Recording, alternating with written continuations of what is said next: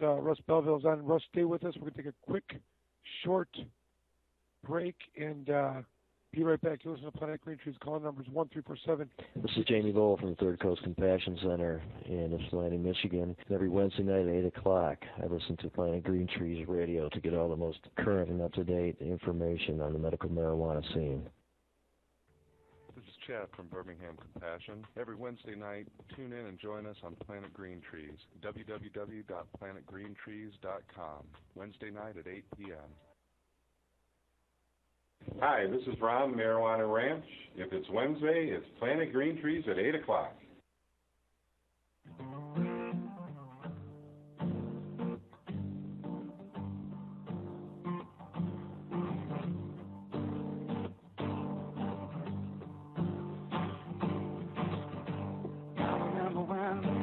I remember when I lost my mind. There was something so pleasant about that thing. Even your emotions had an echo, so much space.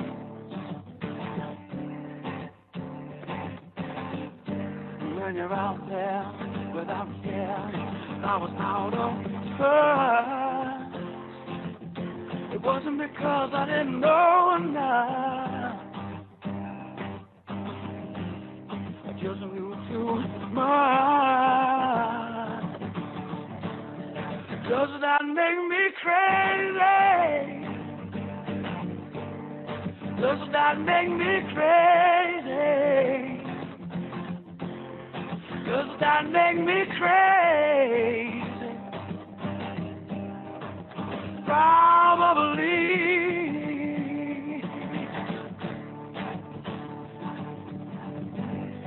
And I hope that you are having the time of your life.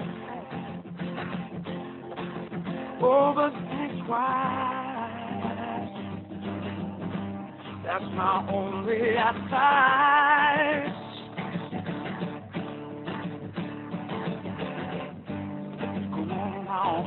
Who do you think you are? Oh, that's your soul. Do you really think that you're in control? Well, I think you're crazy. I think you're crazy. I think you're crazy,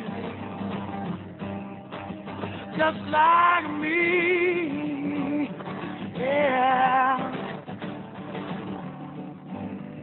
My heroes have the heart to lose their lives out on them. And all I remember is thinking, I want to be like them.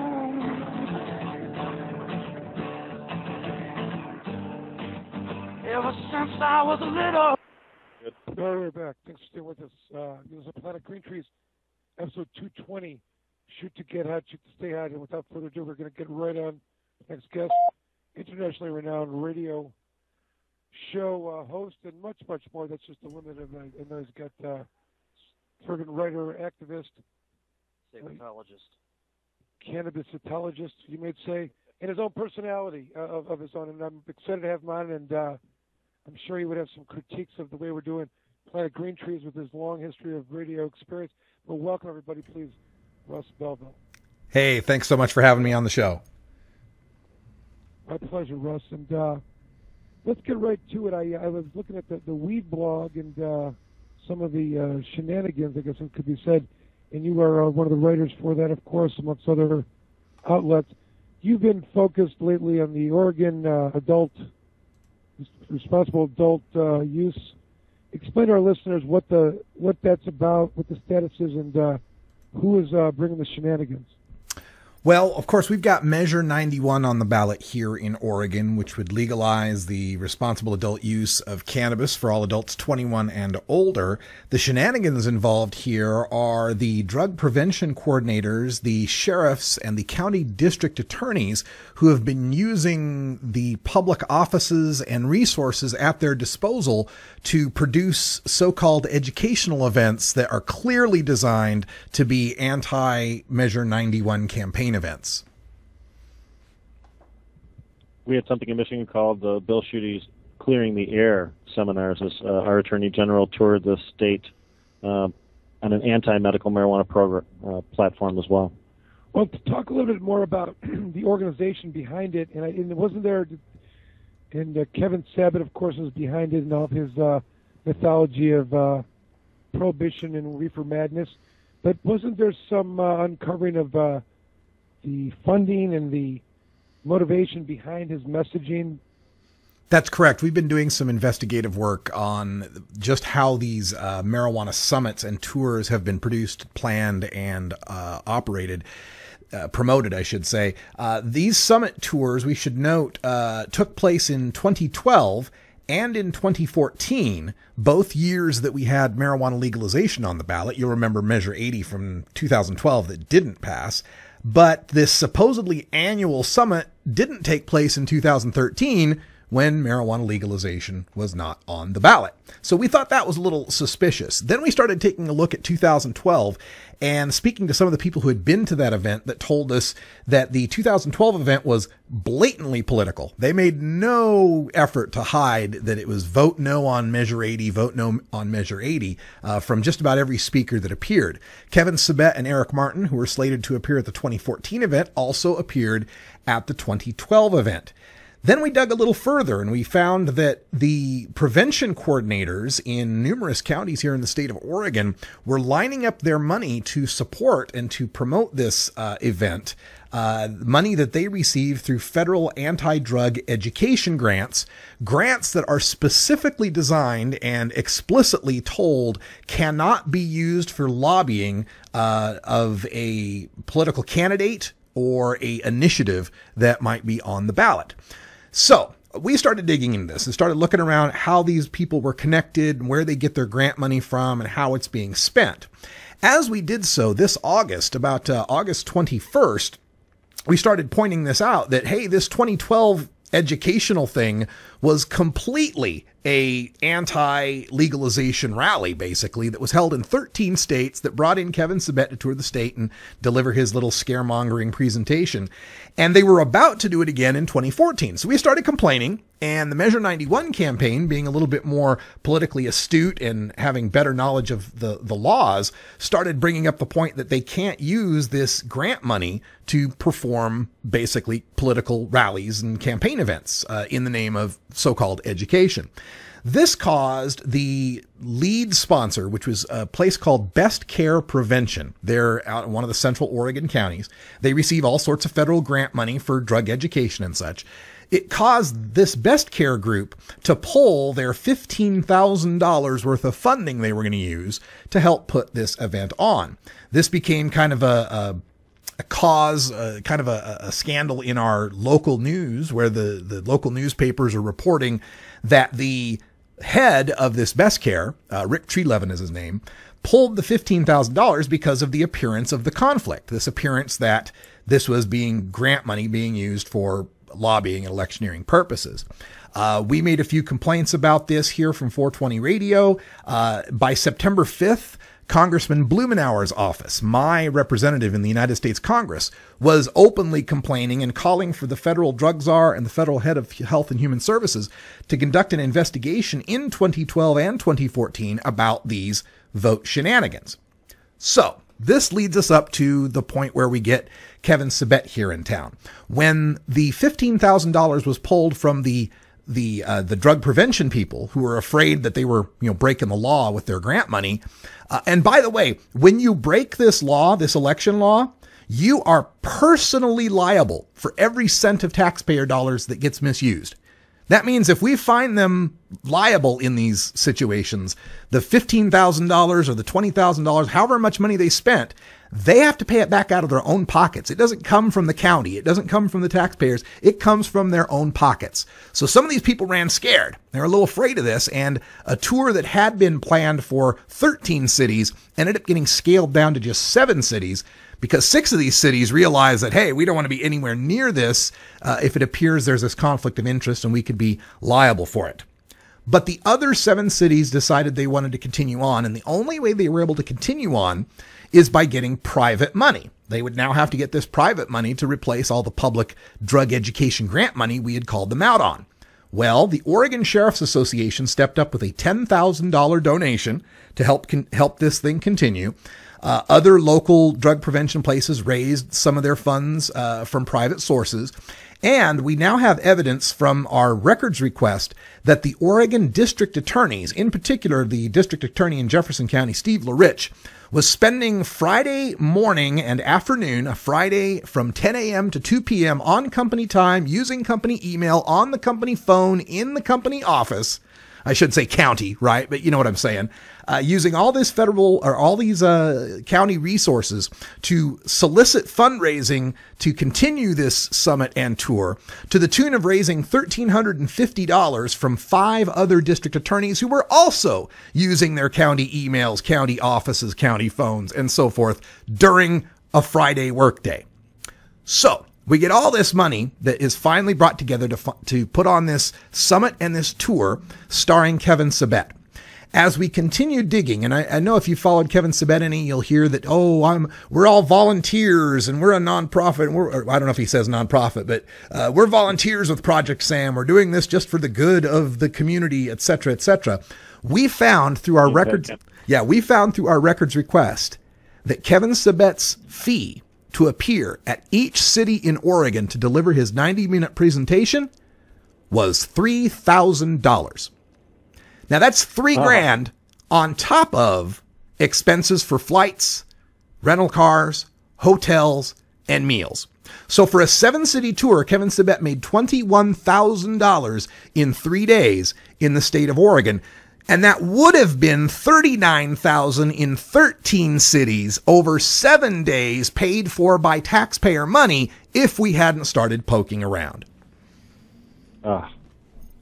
Fantastic job to bring that to light and also to affect change that way. Well, we were having the same problem. I mean, the election law violations that you speak of, Russ, are no different than our last guest, Jeff Hank, was talking about. And I asked him about the, economic remedies, if they existed at all. I'm glad to hear that. And I don't know, is there an outcome to that? Will someone be writing a check? But also I want to know this, Oregon, we're over here in the Midwest, and I know Oregon has been progressive in terms of medical marijuana. Would you give our listeners just a backdrop of how medical marijuana, what the nature of the law was in regards to business and dispensaries or caregivers, and how it was being interacted with patients, and how you find yourself in the current environment, just so we get a gauge on your own specific evolution in Oregon? Sure. Well, medical marijuana in Oregon began in 1998, and unlike California and Washington, Oregon has a fairly well-regulated and strict medical marijuana system. Washington and California are the only medical marijuana states that do not have a central patient registry or card system. Of course, Oregon does. It's a card that you have to show a lot of proof of a qualifying condition, unlike California, where any condition will do. We had a limit of 3 ounces and 7 plants in our original law. In 2005, our legislature worked with our medical marijuana advocates to increase our limits to 24 plants and 24 ounces, the greatest statewide statutory limits in the country. Just recently in 2013, our legislature worked with our medical marijuana advocates to create HB 3460, which finally regulates and legalizes our dispensary system. We'd had kind of a dispensary system that cropped up, if you'll pardon the pun, in the mid 2000s, but it was always kind of wink, wink, nudge, nudge reimbursement kind of stuff. We had tried to pass dispensary legalization initiatives in 2004 and 2010. Both of those failed at the polls, but despite that, our legislature worked with us to help create a regulated dispensary system. So I feel that Oregon is in prime position to be the best state for legalization because unlike Washington state, we won't have the conflicts with medical marijuana, some of the troubles that they've found there between their unregulated medical and their highly regulated recreational systems. We're going to legalize 1 ounce of marijuana outside the house, 8 ounces in the home, 4 plants that can be homegrown, which again differentiates us from Washington that doesn't allow home grow. We also will allow 16 ounces of edibles, 72 ounces of tinctures, and 1 ounce of store-bought concentrates. We will also have a system of dispensary or pot shops, I should say, growers, retailers, and wholesalers that only require a $1,250 application and license fee per year. So the market will be open to even the small growers and sellers that want to get involved. And again, since our medical marijuana is already so well regulated, it provides almost a blueprint for how to fold in recreational stores in this state. And since our tax rates are going to be at historic lows, we are going to be taxing marijuana at a flat rate one time at the grower, $35 an ounce. That works out to $1.25 a gram at the consumer side when they start buying marijuana. And the initial estimates for a price of legal quality Oregon marijuana under our Measure 91, the Legislative Review Office tells us it's going to be $140 an ounce. $140 an ounce. Yes, That's, sir. Far better than what we're giving here. Let me ask you a quick question, just for my own. The original 1998 medical, was that a ballot initiative or was it a legislatively created law? It was ballot initiative. Measure 67, I think it was. And but it sounded as if you've had a lot of cooperation with the legislature along the way, which means to me that there was responsible attorney general of the state, probably to some degree, and because of the populace did what was needed and interacted in some way. That's one of the problems we're having in Michigan. I feel there's been a lack of leadership from the law enforcement side. They've just kind of pulled back and it's contraband and it is they're all faking, that kind of stuff. But am I right about that? It sounds like even after some other initiatives, the legislature still recognized and wanted to work with the community. Yeah. I mean, can you imagine in Michigan that any of us ever thought that would happen?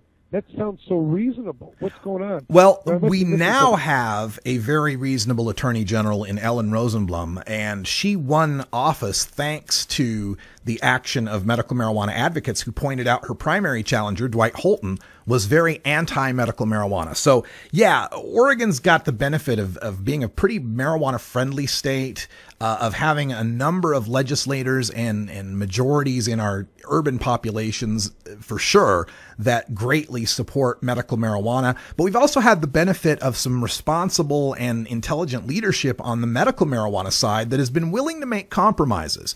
For example, when I told you about that, increasing our limit to 24 plants and 24 ounces, that was headed by Madeline Martinez, who at the time was the head of Oregon NORML.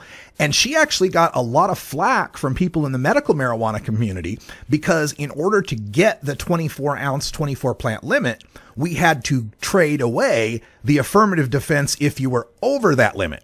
The way the law had been written is if you had 3 plants, or if you had your 7 plants and, 3 ounces at the time, if you had more than that, you could have an affirmative defense to say, well, I had more than that, but the doctor said I really need more than that. In getting 24-24, we had to give away that affirmative defense under the theory that, hey, 24 ounces and 24 plants ought to be enough for damn near anybody.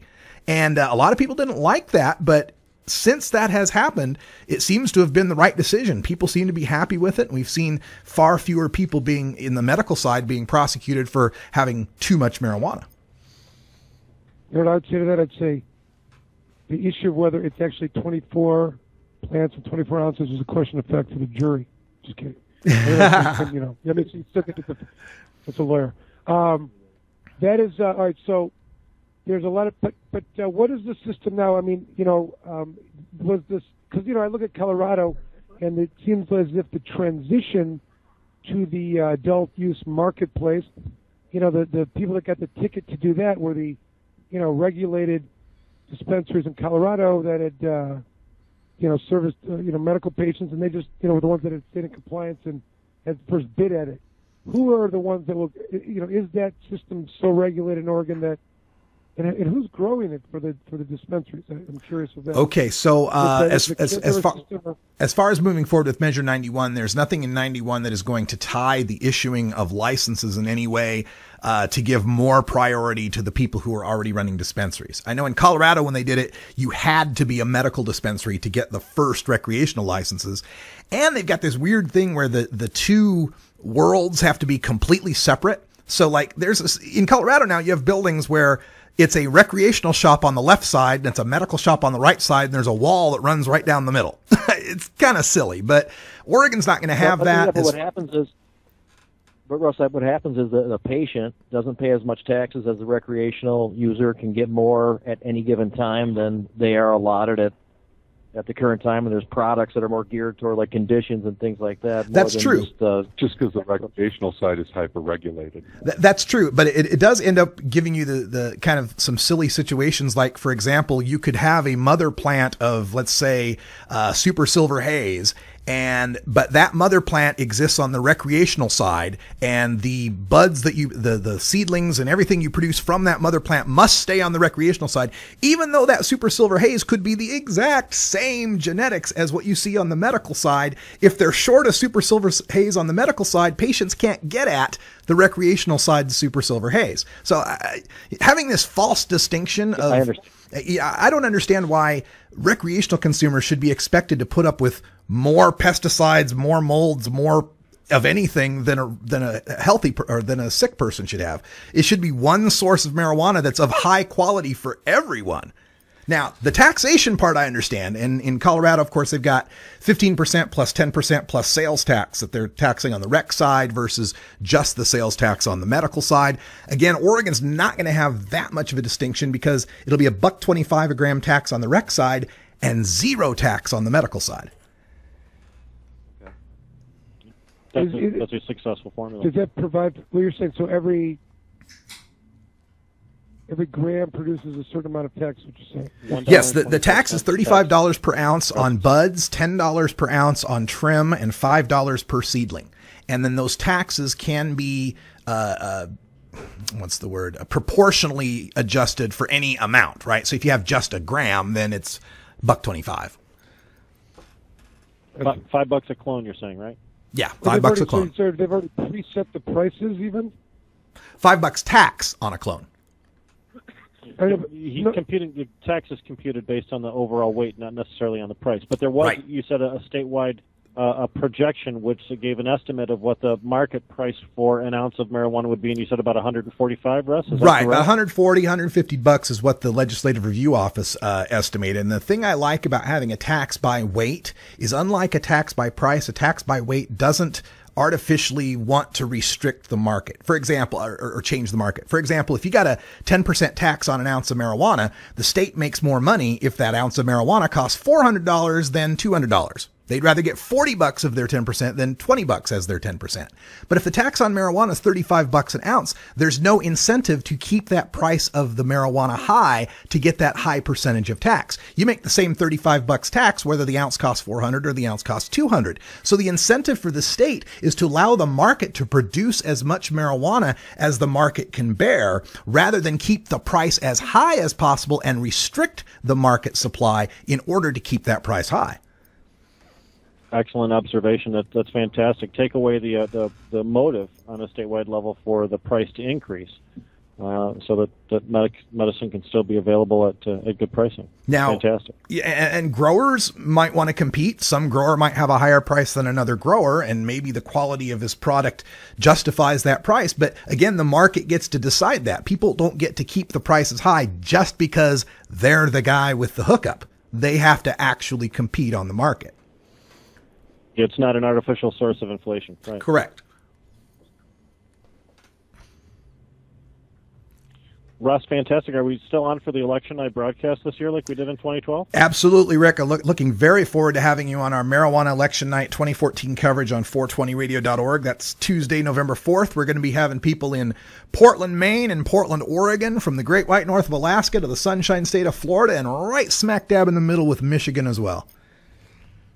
You mentioned 420radio.org. Are there any other websites or any other things you'd like to pass along to our listeners as far as how to keep track of you and what you do and how to listen to your regular radio program? I am Radical Russ on everything. So if you go to Facebook, YouTube, Twitter, online, radicalruss.com, you'll find me under Radical Russ. Outstanding. And, of course, you graced us with your presence here in Michigan during the High Times Cannabis Cup that we had recently in Clio. Fantastic job not only of doing the broadcasting and also recording the sessions, but also of the DJ work. You kept us pumping in the nonprofit area over there with some great tunes the entire time. We certainly appreciated it. Of course, we've run across a couple times, you and I, Denver and out here too. It was nice to have you in town. Any plans to come back to the Great Lakes state anytime soon? Man, I will come back to Michigan anytime I can make it back to Michigan. I'm a pretty shoestring budget kind of guy, so when people put on events and if they can help me raise funds for plane tickets, I'll go anywhere to talk about marijuana. Yeah, that's a good attitude. I like it. Love it. Russ, listen, thanks so much for coming on. I think our segment's closing here, but we really appreciate you coming on Planet Green Trees Radio, and we look forward to being able to link up our program with your regular broadcast schedule on your 420 radio. Yeah, we'll be adding another block of great shows from all around the country. We want to get Planet Green Trees on. We want to get Boston Pot Report out of Boston, The Hash out of San Francisco. There's a few more that we're looking to add, so I'll keep you posted. That was recorded. We got that right. That's some kind of commitment. All right. Hey, you're talking to lawyers, so you are legally bound to do that. Uh-oh. Cut that. That moment was 31-14 left in the show. All right. Russ, great talking to you. I appreciate all your hard work, and keep at it. And we wish you well for the upcoming election and look forward to hopefully speaking with you again real soon. Have a great night. All right. You guys have a great night, too. Thank you. Great guy. You can find information for all our 420radio.org shows by visiting the control panel at the